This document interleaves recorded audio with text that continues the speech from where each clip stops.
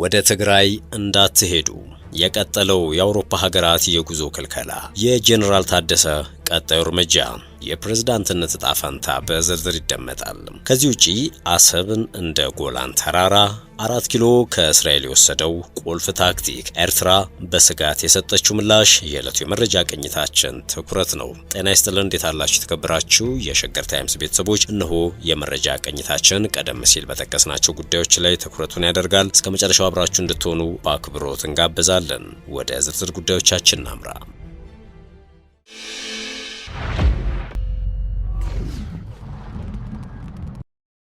የጄኔራል ታደሰ ቀጣዩ እርምጃ፣ የፕሬዝዳንትነት ዕጣ ፈንታ።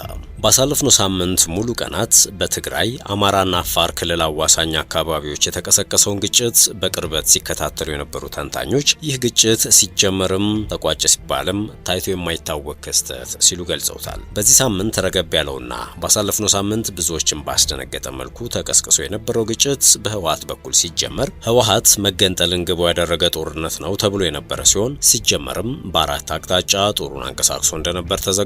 ለዚህ ደግሞ ራሱን የቻለና አዲስ ወታደራዊ ኮማንድ ፖስት ስለማዋቀሩም ሾልኮ የወጣ መረጃ ጠቁሟል። ይህ ብቻ አይደለም። ለዚህ ወታደራዊ ዘመቻ የህወሓት ቡድን ለታጣቂ ኃይሉ የአመራር ምደባ ጭምር በማካሄድ ነው ዝግጅት እንዳደረገም የተሰማው። በመረጃዎቹ መሰረት ተደረገ የተባለው የአመራር ምደባም ተከታዩን ይመስላል። የሰራዊቱ ወይንም ታጣቂ ቡድን ዋና አዛዥ ብርጋዴር ጄኔራል ኃይለ ሥላሴ ግርማይ ወይም ወዲም በይተይ፣ የዘመቻ መምሪያ ኃላፊው ደግሞ ሜጀር ጀነራል ዮሐንስ ወልደ ጊዮርጊስ ወይም ጆን መዲድ፣ የስልጠና ኃላፊ ብርጋዴር ጀነራል ምግብ ኃይሌ ሲሆኑ የህወሓት ወታደራዊ መረጃ ኃላፊ በመሆን የተመደቡት ደግሞ ሜጀር ጀነራል ማሾ በየነ ናቸው። ሌተናንት ጀነራል ፍስሐ ኪዳኑ ወይም ፍስሐ ማንጁስ የጊዜያዊ አስተዳደሩን ሀብት፣ የውጭ ክፍልና የውጭ ግንኙነት በሀብት በመረጃና በግንኙነት የመምራት ኃላፊነት እንዲይዙ ተደርገውም ነበረ። እነዚህ ለአብነት የተጠቀሱ ወታደራዊ አመራሮች የውጊያ ዝግጁነትን ከማረጋገጥ ባለፈ የውጊያ ጭንቅላት ሆነው እንደሚያገለግሉም በፖለቲካ አመራሩ ዘንድ ታምኖባቸዋል ተብሎ የነበረ ሲሆን በስካሁኑ አሰራር የታጣቂ ቡድን ዋና አዛዥ ሌተናንት ጀነራል ታደሰ ወረደ እንደነበሩ ቢታወቅም ይህ አዲሱ ኮማንድ ታደሰን ያንሳፈፈ ሆኗል። በኮሚቴ ይወሰኑ ከነበሩ አሰራሮች እያራቋቸው መምጣታቸውንም እንዲሁ ከሰሞኑ የወጣው ሰነድ ይፋ አድርጓል። ይህ ሂደት የጄኔራል ታደሰን መጻኢ ዕጣ ፈንታ ሊወስን ይችላልም የተባለው ለዚህ ነው። ውስጥ አዋቂዎች ጄኔራል ታደሰ የህወሓት ጦር ወደ ጎረቤት ክልሎች ሲዘምት የፌዴራል መንግስት ጋር ጦር ሲታኮስ የክልሉ ጊዜያዊ አስተዳደር ውሳኔ ውስጥ የለበትም ይላሉ።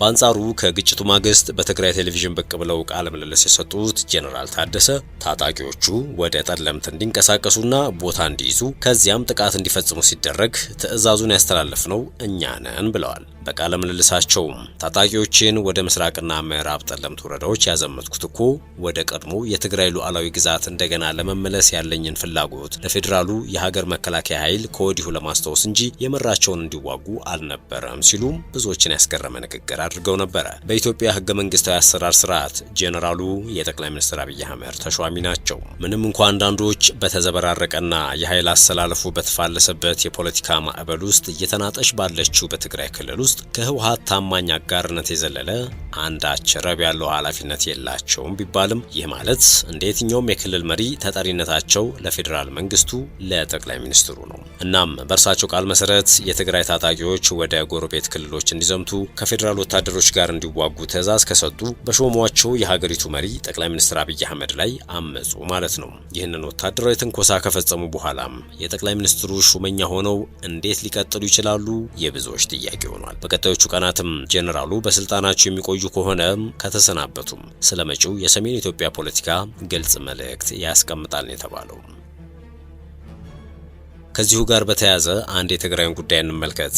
ወደ ትግራይ እንዳትሄዱ ስለሚለው ስለ ውጭ ሀገራት የጉዞ ክልከላ የአውስትራሊያ መንግስት ዜጎቹ ወደ ትግራይ ክልል እንዳይጓዙ ከፍተኛ የጉዞ ማስጠንቀቂያ ማውጣቱን የስማርት ትራቭለር የጉዞ መረጃ መድረክ አመላክቷል። በትግራይ ክልል ያለው የጸጥታ ሁኔታ ያለምንም ቅድመ ማስጠንቀቂያ በድንገት ሊባባስ ስለሚችል ዜጎች ወደ ክልሉ ከማንኛውም አይነት ጉዞ እንዲታቀቡ ነው የተጠየቁት። የአውስትራሊያ ባለስልጣናት በአሁኑ ወቅት በትግራይ ክልል የሚገኙ ዜጎቻቸው አመቺ ሁኔታዎችን በመጠቀም በንግድ በረራዎች ወይም መንገዶች ክልሉን ለቀው እንዲወጡ አሳስበዋል። የሀገሪቱ መንግስት በክልሉ ውስጥ ለሚገኙ ዜጎች የሚሰጠው የቆንጽላ ድጋፍ በጣም የተገደበ መሆኑን በመጥቀስ መንገደኞች የአካባቢውን ባለስልጣናት መመሪያዎች እንዲከተሉና ግጭቶች ወይም ህዝባዊ ተቃውሞዎች በሚከሰቱበት ወቅትም በቤት ውስጥ እንዲቆዩ መክሯል። ከትግራይ ክልል በተጨማሪ የአውስትራሊያ መንግስት ዜጎቹ ወደ አማራ፣ ወደ ቤንሻንጉል ጉሙዝና ጋምቤላ ክልሎች እንዲሁም ከኤርትራ፣ ከሱዳን፣ ከደቡብ ሱዳን፣ ከኬንያና ከሶማሊያ ጋር ወደሚያዋስኑ የድንበር አካባቢዎችም ጉዞ እንዳያደርጉ አሳስቧል። ለዚህም እንደ ምክንያት የተጠቀሰው የትጥቅ ግጭቶች፣ የሽብርተኝነት ስጋት፣ የእገታና የሲቪል አለመረጋጋት አደጋዎች መኖራቸውን ነው። ማስጠንቀቂያው ከአማራና ከቤንሻንጉል ጉሙዝ ክልሎች ጋር የሚዋሰኑትን የኦሮሚያ ሰሜናዊ ክፍሎችንም ይጨምራል። በአጠቃላይ ወደ ኢትዮጵያ የሚደረጉ ጉዞዎችን በተመለከተ የአውስትራሊያ መንግስት ዜጎቹ ወደ ሀገሪቱ የመጓዝ አስፈላጊነትን እንደገና እንዲያጤኑ አሳስቧል። ወደ ሶማሌ ክልል ማለትም ከኬንያና ሶማሊያ ድንበር አካባቢዎች በስተቀር እንዲሁም ወደ ምስራቅ ሸዋ ጉጂና ምዕራብ ጉጂ ዞኖች የሚደረጉ ጉዞዎችም በዚህ የጥንቃቄ ምድብ ውስጥ ተካተዋል። በሌላ በኩል ወደ አዲስ አበባ፣ ድሬዳዋ፣ አፋር፣ ሐረሪ፣ ማዕከላዊ ኢትዮጵያ፣ ደቡብ ኢትዮጵያና ደቡብ ምዕራብ ኢትዮጵያ ክልሎች የሚጓዙ ዜጎች ከፍተኛ ጥንቃቄ እንዲያደርጉ ነው አውስትራሊያ ያሳሰበችው። የሀገሪቱ መንግስት ይህንን ውሳኔ ያሳለፈው ከጥቂት ቀናት በፊት የእንግሊዝ መንግስት በተመሳሳይ ሁኔታ የጸጥታ ሁኔታውን ማሽቆልቆሉን በመጥቀስ ዜጎቹ ወደ ትግራይ፣ አማራ፣ ጋምቤላና ሌሎች የድንበር አካባቢዎች እንዳይጓዙ ማስጠንቀቂያ ማውጣቱን ተከትሎ ነው። ትላንት መነጋገሪያ ወደ ነበረውና ጠቅላይ ሚኒስትር አብይ አህመድ የኤርትራ ጦር በትግራይ ክልል ፈጸማቸው ሲሉ ወደ ወነጀሉበት ጉዳይ ደግሞ እናምራችሁ። ኤርትራ እንደተለመደው ለጠቅላይ ሚኒስትሩ ምላሽ ሰጥታለች። አሰብ እንደ ጎላን ተራራ፣ 4 ኪሎ ከእስራኤል የወሰደው ቁልፍ ታክቲክ። የኤርትራ ማስታወቂያ ሚኒስትር የማነ ገብረ መስቀል ጠቅላይ ሚኒስትር አብይ አህመድ በህዝብ ተወካዮች ምክር ቤት ስለ ኤርትራ መንግስት ያደረጉትን ንግግር የኢትዮጵያ መንግስት በኤርትራ ላይ ሊከፍት ያቀደውን የጦርነት አጀንዳ ምክንያታዊ ለማድረግ የቀረበ ነው ሲሉ ተችተዋል። የኤርትራ መንግስት ቃል አቀባዩ የማነ ገብረ መስቀል ትላንት ምሽት በኤክስ ገጻቸው ባሰፈሩ ጽሁፍ የኢትዮጵያ መንግስት በትግራይ ጦርነት ወቅትና ከጦርነቱ ረጅም ጊዜ በኋላ ለኤርትራ ሰራዊት የክብር ሜዳይ ሲሰጥ ነበር ብለዋል። የማነ ይህንን ያሉት ጠቅላይ ሚኒስትር አብይ ከህዝብ ተወካዮች ምክር ቤት አባላት ለቀረቡላቸው ጥያቄዎች በሰጡት ማብራሪያ በትግራይ ጦርነት ወቅት የኤርትራ ወታደሮች የጅምላ ግድያን ጨምሮ የተለያዩ ግፎችን ፈጽመዋል በሚል ከወነጀሉ በኋላ ነው። የኤርትራና የኢትዮጵያ ግንኙነት መሻከርን የጠቀሱት ጠቅላይ ሚኒስትር አብይ በሁለቱ ሀገራት መካከል ግንኙነት ውስጥ ችግር የተፈጠረው መንግስታቸው በቀይ ባህር ላይ የባህር በር የማግኘት ጥያቄን በማንሳቱ እንዳልሆነ ተናግረዋል። በትግራይ ውጊያ ሲጀመር በመጀመሪያው ዙር ውጊያ ሽረን ካስለቀቅም በኋላ የኤርትራ ጦር ከኋላ ኋላ ተከትሎ ሽረ ገብቶ የአንዳንድ ግለሰቦችን ቤት ማፍረስ፣ ፎቅ ማፍረስ ሲጀምር ጸብ ተጀምሯል፣ አልተናገርንም እንጂ ሲሉ በሁለቱ መንግስታት መካከል ጸብ የተጀመረው ከትግራይ ጦርነት ጋር በተያያዘ መሆኑን ነበር የገለጹት። በተጨማሪም የኤርትራ ወታደሮች አክሱም ውስጥ ወጣቶችን በጅምላ መረሸናቸውን እንዲሁም አድዋና አዲግራት ከተሞች ውስጥ ፋብሪካዎችን እንዳወደሙና እንደዘረፉ ለምክር ቤቱ አባላት ተናግረዋል። እነዚህን ድርጊቶች ለማስቆም ወደ ኤርትራ በርካታ መልእክተኞችን መላካቸውንም አክለዋል። ይሄ ጸብ ተፋፈሙ ሄዶ የፕሪቶሪያ ስምምነት ሲፈረም እንዴት ህወሓት ሳይጠፋ እንዴት ትግራይ ሳትወድም ፊርማ ይደረጋል በሚል ነው ጸቡ የመጨረሻ ጫፍ የደረሰው ብለዋል ጠቅላይ ሚኒስትር አብይ። የፕሪቶሪያ ስምምነት ሲፈረም እንዴት ቲፒኤልኤፍ ሳይጠፋ እንዴት ትግራይ ሳይወድም ፊርማ ይደረጋል በሚል ነው የመጨረሻ ጫፍ የደረሰው ጸቡ። ከዚህ ኃይል ጋር ሆነው ነው እንግዲህ አንዳንድ የህወሓት ሰዎች ኢትዮጵያን ለማፍረስ እንስራ ያሉት ሲሉም ከሰዋል። ለዚህ የጠቅላይ ሚኒስትሩ ንግግር በኤክስ ገጻቸው ምላሽ የሰጡት የኤርትራ መንግስት ቃል አቀባይ አቶ የማነ የብልጽግና ፓርቲ አስቀያሚ መለያ የሆነው ማጭበርበርና አታላይነት በህዝብ ተወካዮች ምክር ቤት ስብሰባ ላይ ታይቷል ብለዋል። የብልጽግና ፓርቲ መሪና ከፍተኛ ወታደራዊ አዛዦቹ በትግራይ ጦርነት እየተካሄደ በነበረበት ወቅትና ጦርነቱ ከቆመ በኋላ ለረጅም ጊዜ ለኤርትራ ሰራዊት ከፍተኛ ውዳሴ ሲያቀርቡ ነበርም ሲሉ አክለዋል። የኢትዮጵያ መንግስት አመራርና ወታደራዊ አዛዦች ጥልቅ ምስጋናቸውን ለመግለጽ በአገር ደረጃ ሜዳሊያዎችን ሲያበረክቱ እንደነበረም በህዝብ የሚታወቅ መሆኑ ይታወሳል ሲሉም በኤክስ ገጻቸው ላይ ጽፈዋል። ጠቅላይ ሚኒስትሩ በፓርላማ ባደረጉት ንግግር የዘረዘሯቸውን ጉዳዮች ርካሽና ወራዳ ውሸት ሲሉም አጣጥለውታል። በኤርትራ ላይ የቀረበው ክስ የኢትዮጵያ መንግስት ሉዓላዊ የባህር በር ማግኘት በሚል ሽፋን በኤርትራ ላይ ሊከፍት ያቀደውን የጦርነት አጀንዳን ለመሸፈንና ምክንያታዊ ለማስመሰል በድፍረት የተቀረጸ ነው ሲሉም ወቅሰዋል። ጠቅሰዋል። የማን አስከትሎም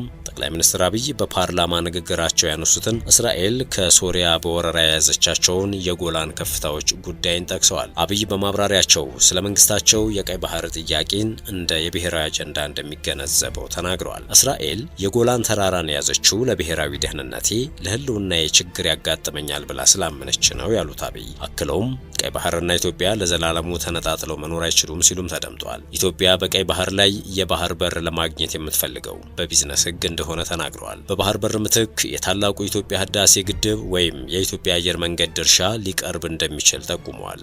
ይህ ካልሆነም በሊዝ ወይም በመሬት ልውውጥ ሊከናወን እንደሚችልም አስረድተዋል። የኢትዮጵያ ህዝብ እያለ ያለው በስምምነት በገበያ ህግ ሳንጠፋፋ አብረን ለማደግ በድርድር እንፍታው እያለ ነው ሲሉም የመንግስታቸውን አቋም ገልጸዋል። ጠቅላይ ሚኒስትሩ በንግግራቸው ኢትዮጵያ በአሰብ ላይ ወደብ፣ አየር ማረፊያ፣ መንገድ፣ ነዳጅ ማጣሪያ ገንብታለች ብለዋል። ለኛ የሚገባንን በሆነ ምክንያት ዛሬ መከልከል ቢታሰብ በቀጣይነት ማስቀረት ስለማይቻል ወደማይፈለግ ነገር ሳይገባ በሰላም በድርድር መጨረስ ተገቢ ነው ብዬ አምናለሁ ሲሉም ነው የተናገሩት። አብይ የጠቀሱትን የጎላን ከፍታዎች ምሳሌ ያነሱት የኤርትራው የማስታወቂያ ሚኒስትር ታዲያ ይህ ጉዳይ መነሳቱ የኢትዮጵያ መንግስት አስመራ ላይ ሊከፍት ያቀደውን ግዴለሽና ህገወጥ የጦርነት አጀንዳን ምክንያታዊ ለማድረግ የቀረበ ነው ብለዋል። እንዲያውም የብልጽግና ፓርቲ መሪ በኤርትራ ላይ የያዘውን ግዴለሽና ህገወጥ የጦርነት አጀንዳ ምክንያታዊ ለማድረግ በሚል በዚሁ ንግግር ላይ የጎላን ከፍታዎችን ምሳሌ ሲያነሳ ጨዋታውን ራሱ አጋልጦታል ብለዋል። ከፕሪቶሪያ ስምምነት መፈረም ወዲህ ግንኙነታቸው እየሻከረ የመጣው ኢትዮጵያና ኤርትራ አንዳቸው ሌላኛውን ሲወነጅሉ ቆይተዋል። ከሳምንት በፊት የፌዴራል ፖሊስ የኤርትራ መንግስት በአማራ ክልል ለሚንቀሳቀሱት የፋኖ ኃይሎች ልኳቸዋል ያላቸውን የጦር መሳሪያዎችን በቁጥጥር ስር መዋሉን ማስታወቁ አይዘነጋም። ኤርትራ ግን ይህንን ውንጀላ ውድቅ አድርገዋለች። የተከበራችሁ የሸገር ታይምስ ቤተሰቦች የመረጃ ቅኝታችን አበቃ። በያላችሁበት ሰናይ ጊዜ።